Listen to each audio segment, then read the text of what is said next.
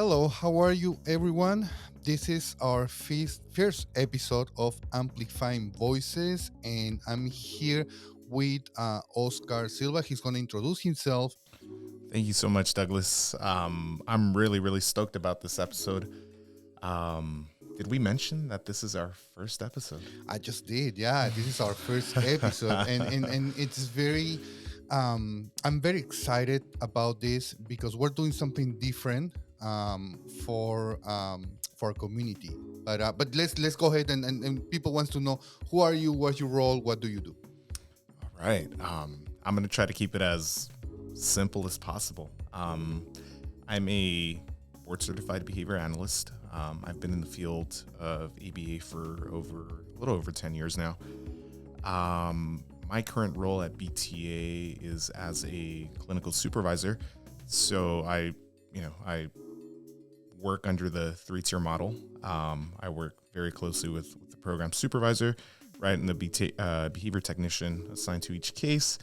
And aside from my role as a clinical supervisor, I'm also part of the ABA faculty at National University. So I teach, a few sections of ABA. I work with students, right, who want to continue to enhance, right, their skills and who aspire to become board certified one day.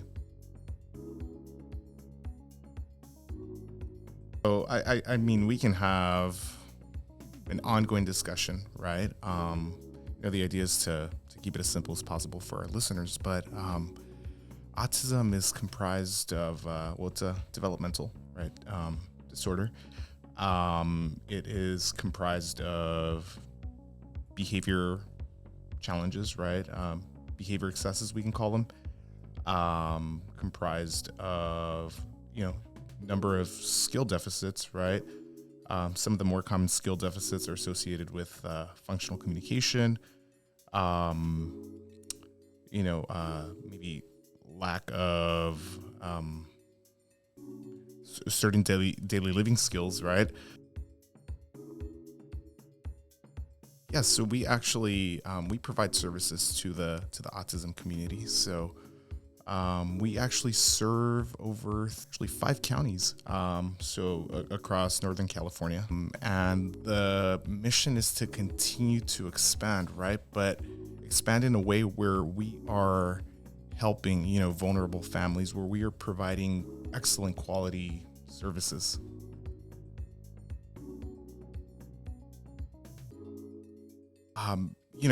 The numbers are changing. At one point it was like one in 87. I think we had a discussion now. It's like one in every 44. Yeah. So we can see, right, that over the years, right, it's becoming more prevalent. And as it's becoming more prevalent, it's important to have a appropriate therapy and appropriate help for kids with autism. Let's talk about a little bit about the symptoms, right? How can we recognize that our kid, our friend, kid friend has autism? Yes. Kind of going back to some of the characteristics that I outlined earlier, but some of the early signs, can be noticed in infants. But I think you begin to pick up on more behaviors, right, when the child maybe is anywhere between ages 1 and 2. So if if the child's not making eye contact, right, or again engaging in repetitive behaviors, or if you're noticing very rigid and flexible behaviors, if you're noticing higher rates, higher levels of problem behaviors, I think those are some of the more common characteristics, things that may catch your attention. Sometimes parents are reluctant to accept, that I have a kid, a son, a daughter with autism. How can we have these conversations with the parents and say, we have this, but it's not particularly an issue, right? So how can we start this dialogue with the parents? Absolutely. It's never an easy conversation. No one wants to hear, your child has autism, right? Or, um, you know, I think it's one of those conversations um, where the person who the professional or the person, right, who wants to relay this information, I think it's important to have a very compassionate, very caring approach, and maybe focus more on the positives, maybe focus on the positive side of things. So um, maybe focusing more on how, right, we can address the issues, right, earlier on, right, as opposed to allowing time to pass, allowing, more years to pass. And at that point, not to say that there aren't any solutions at that point, right, but it does become, um, it does become a concern, right? Yes, and one of the reasons that as a company we decided to create this podcast, it was just because we want to raise awareness about autism, and also about the treatments available, and in what are the benefits of educating the families, which is very important because often people will think, yeah, well, there's a kid with autism, let's have therapy sessions, but what about the family? And I know that here in BTA, we do provide a family training, which is very important, right? Absolutely. I think parent training, aside, right, from the one-to-one intervention, aside from, coaching and feedback, ongoing feedback that is given to the technician, I think parent training is extremely essential. At the end of the day, right, our goal as practitioners is to transfer, right, instructional control, as we call it, right, over to the parents, right? So I always say the technician, is in the home, right? Let's just say 10 hours a week, right? But that's only a fraction of the child's week. Who's going to cover, the other, I don't know, 100 hours, right, in the week.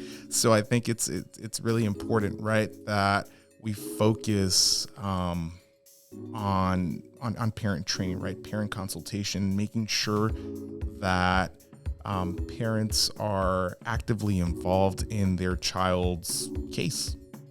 One thing that I also like is that the way the treatment is provided is tailored to the kids' needs, right? It's not always the same. It's just according of what the kid needs and what the family needs, right? Absolutely. And it's embedded in our ethics code, right? Every treatment needs to be tailored. Every treatment needs to be individualized, as we call it, to meet the needs of the child, right?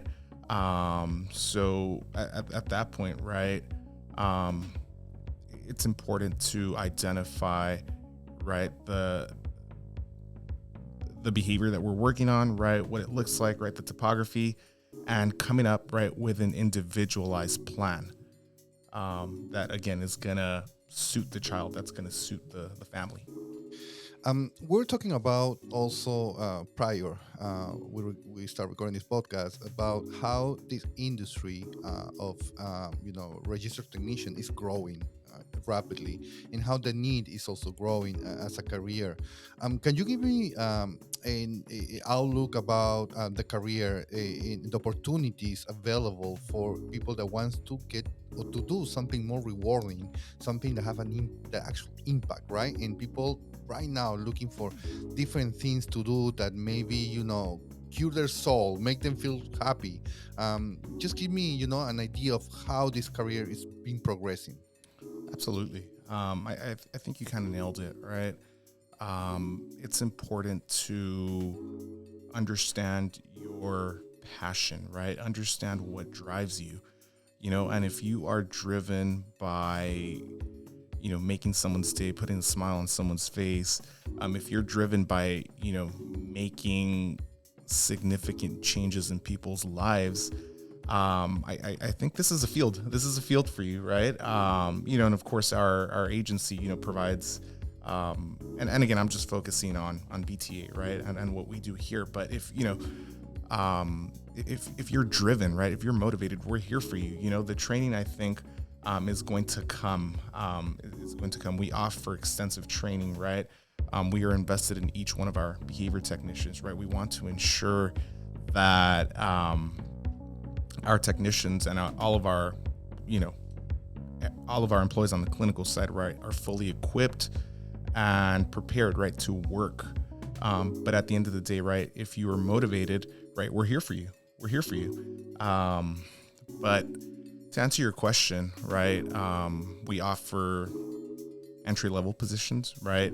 And then at that point, if you are interested, right, if you want to continue to enhance your career, right, we then provide ongoing supervision to ensure that our BTs are equipped, right, for the RBT exam. And then at that point, right, if you still want to continue to enhance your skills, right, in your career, then there's graduate level programs that we can, connect our technicians with.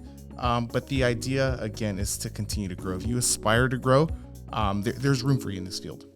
Definitely, and one of the things also that I was talking to our hiring specialists is that this career, if you are in the healthcare and you want to get into the healthcare, let's say you are finishing high school and you want to get right into it, after after your training, you can have access to work with patients right away, right?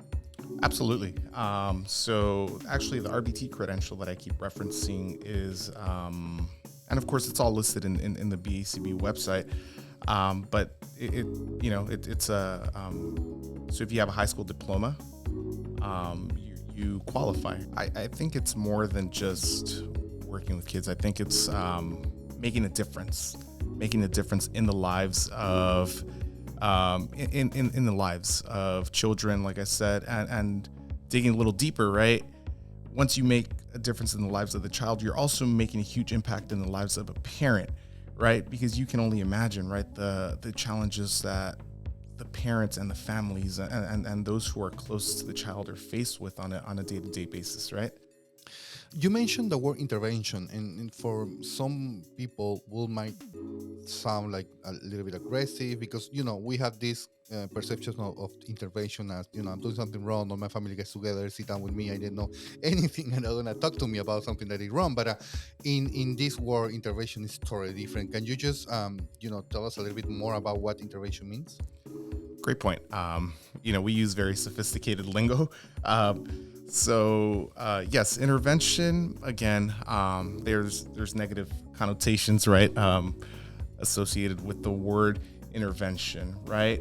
But all intervention, or what intervention really means, is you're focusing on a particular behavior, right? You have a list of strategies in place, right? Strategies in place to compete, right, with this behavior. You also, during the intervention phase, right, the child also has goals, right, that are socially significant to his or her learning, right, his or her life. And so that's ultimately what the intervention phase consists of. Great point to really clarify the word, because to be honest, when I start working and start learning working here and start learning more about the topic, when I heard that word in the beginning, I was like, okay. So it was difficult to process, but now that you explain it, it makes total sense. Definitely. And I think as practitioners, right, we need to do a much better job at using people-friendly terminology, right? Yeah. Because you'll hear words like intervention, right? You'll hear words like control, right? But oftentimes, those terms can throw people off. They can catch people off guard. One of the things that I like to talk is, I like the impact results, right?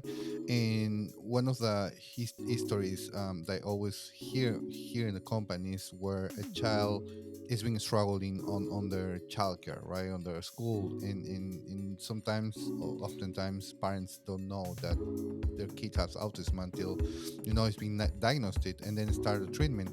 And then I hear that they start progressing and having changes, and start tolerating more the school, and enjoying a little bit more experience, and it's a process, I know that.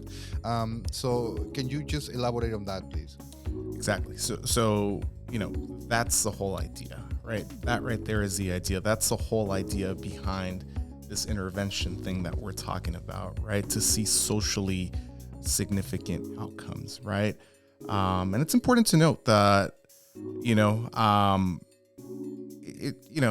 the process isn't easy, right? It can be overwhelming for parents, right? For families, right? Because our research shows that behaviors are going to get worse, right, before they get better, right?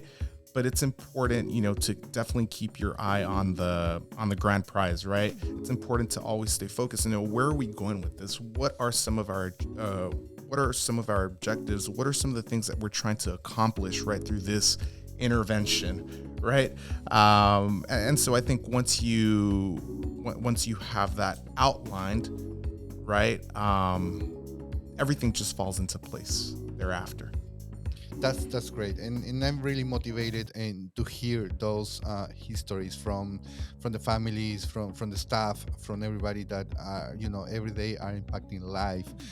Finally, Oscar, what do you think about the future of this industry, of this career? What I know, BTA is working a lot in technology. We're putting a lot of technology out there, and content, so we can educate our community, our parents, everybody. Absolutely. I think we're a growing field, and there's data to really back this up. I recently I went into the BACB website, and I think worldwide there are over 55,000 certified practitioners and counting. Just based on those numbers, right? You see how much growth, and how much room there is for someone who is really looking to make a difference. That's I love what you say. It's someone that's really looking to make a difference. That's what we're doing here. Try to make a difference. And I want to thank you for the time. Thank you for the work that you do. Thank you for inspiring your team in just do that. Making a daily difference of kids and families that deserve that. Thank you for having me. I look forward to coming on future episodes, and just continue to share, right? Continue to talk about some of the work that we do, and again, I think one of the biggest challenges is trying to narrow that down and condense that into a 30-minute episode, because there's just so much, right, that goes into what we do. And again, I'm hoping that we do just that. Exactly. Right? Because it's not only going to help, families that are, looking for support, but it's also going to help, right, with proper dissemination of the science.